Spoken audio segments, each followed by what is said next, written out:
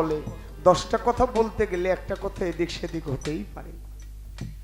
এখন ওই কথাটা ধরে যদি কেউ কোনো কিছু করে এটা দয়ালের নামের উপরে চলে দিব। আমি ভিডিও করতেও কমু না, বন্ধ করতেও কমু না। আমার ওইটা নাই, যে পারে যে দিক দিয়ে পারে করলে করব, যে না পারে নাই, এটা আমার কোনো বাধা নাই। বাবা একটা গান করে বসি, ছয় ধরো সাইজি লালন ফকিরের একটি কালাম রেখে বসি। আমার খাজা বাবার স্মরণে যেহেতু গান গেয়েছে, আমি একটু ভিন্নভাবে একটু, আর তো সময় পাবো না, বোধহয় পালা গুরু শিষ্যই হবে, আমাকে বোধহয় গুরুই দিয়েছে। আর ওই ওই জায়গার গান তো আর গাইতে পারবো না, এই স্টেজের সময় যেহেতু পাইছি একটা মেরে দিবে।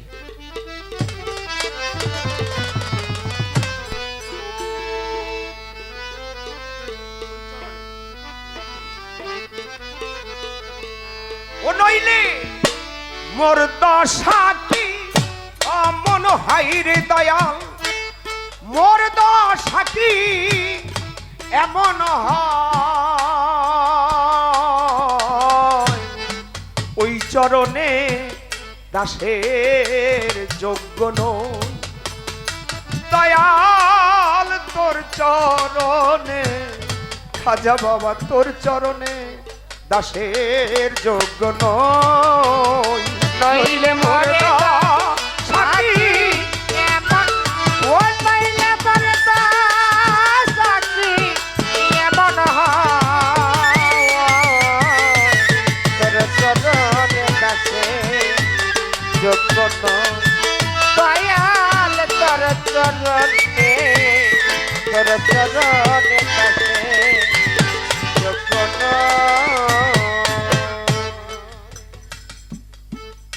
নইলে মোর দশা কি এমন হয়। কেমন হয়েছে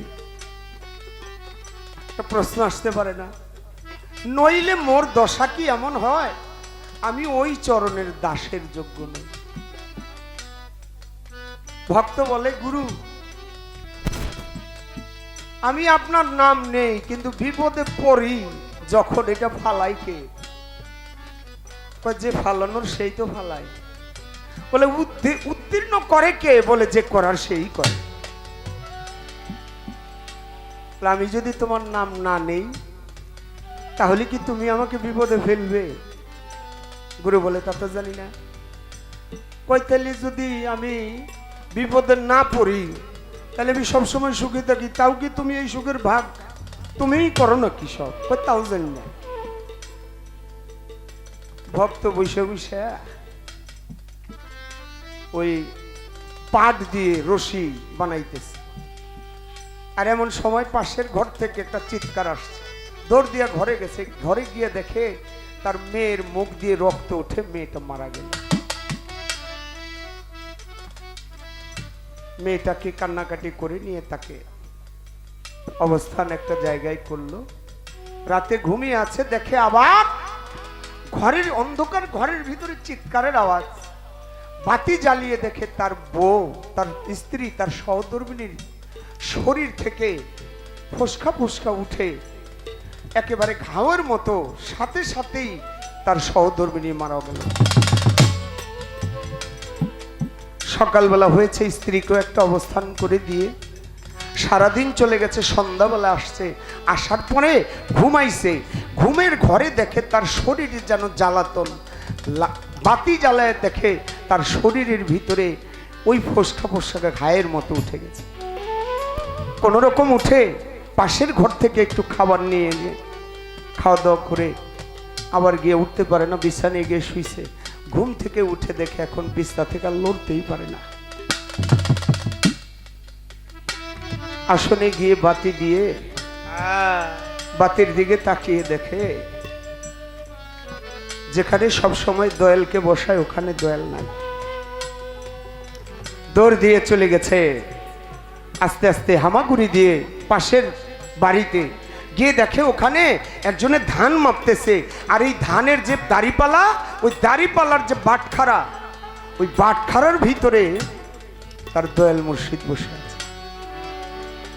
ভক্ত বলে, বাবা আমি তোমাকে আরাধনা করি, আমি তোমাকে ডাকি, আমার কাছে তুমি আসো না, থাকো না। যে তোমাকে চিনে না, যে তোমাকে মূল্যায়ন করতে জানে না, তার ঘরে এসে তার দাড়ি পাল্লার বাটখারার ভিতরে তুমি বসে। বাড়িতে গেছে, বাড়িতে গিয়ে দেখে তার ঘরটা নাই, আগুন লেগে পুড়ে ছাই হয়ে গেছে। বাতি দিবে কোথায়? বাহিরে বসে বসে একটু বাতি জ্বালিয়ে গুরু নাম স্মরণ করতেছে। একটা সময় দয়াল এসে সামনে দাঁড়িয়েছে, ভক্ত ভক্তি দিয়ে পড়ে বলে, যা করার তা তুমি করো বাবা, আমি আমার ভিতর থেকে কখন যেন নিজেকে আমি হারিয়ে ফেলি, সেই হারানোটা আমি তোমার ভিতরে হারাইতে চাই, আমি যেন সেই হারানোটা নিজের ভিতরে আমি না হারাইতে পারি। তাই ভক্ত বলে, মোর দশা কি এমন হয় রে দয়াল, মোর দশা কি এমন হয়, ওই চরণে দাসের যোগ্য নই, ও নইলে মোর দশা কি, ও নইলে মোর দশা কি এমন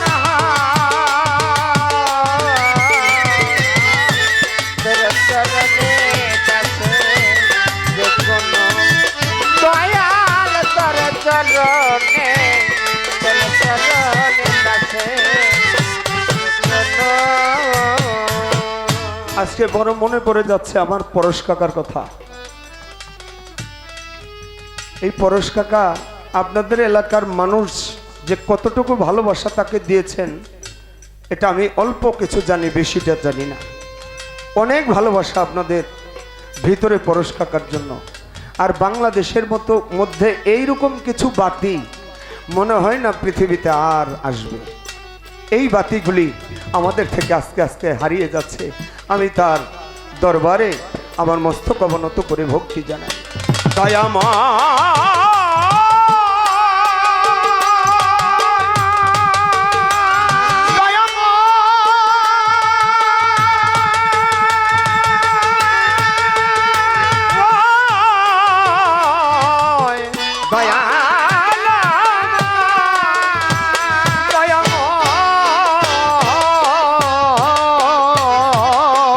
দয়াল ভাব জানি নে, প্রেম জানি নে, তবু দাসী হতে চাই চরণে। ভাব জানি নে, প্রেম জানি নে, দাসী হতে চাই চরণে। ওরে ভাব দিয়ে ভাব রাখিলে মনে দয়াল, দয়াল ভাব দিয়ে ভাব রাখলে মনে সেই তো রাঙা চরণ পাইরে, সেই তো রাঙা চরণ পায়। ওই চরণে দাসের যোগ্য নই, ও নইলে মোর দশা কি, ও নইলে মোর দশা কি এমন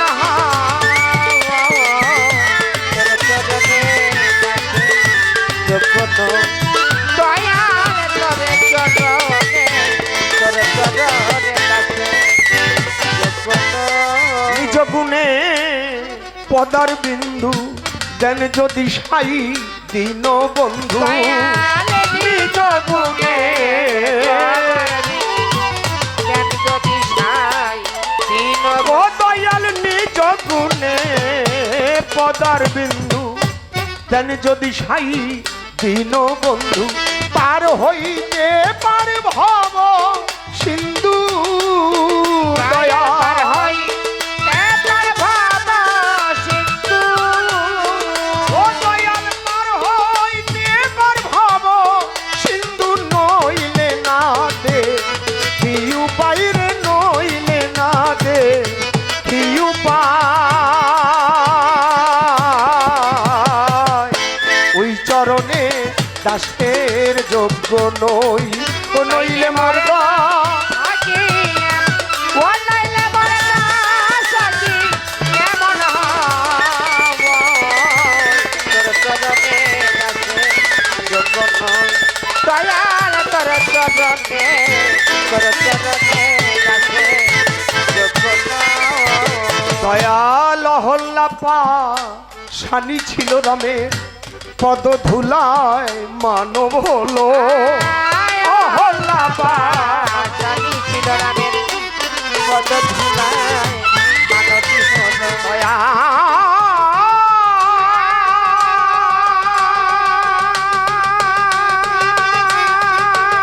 খাজা বাবা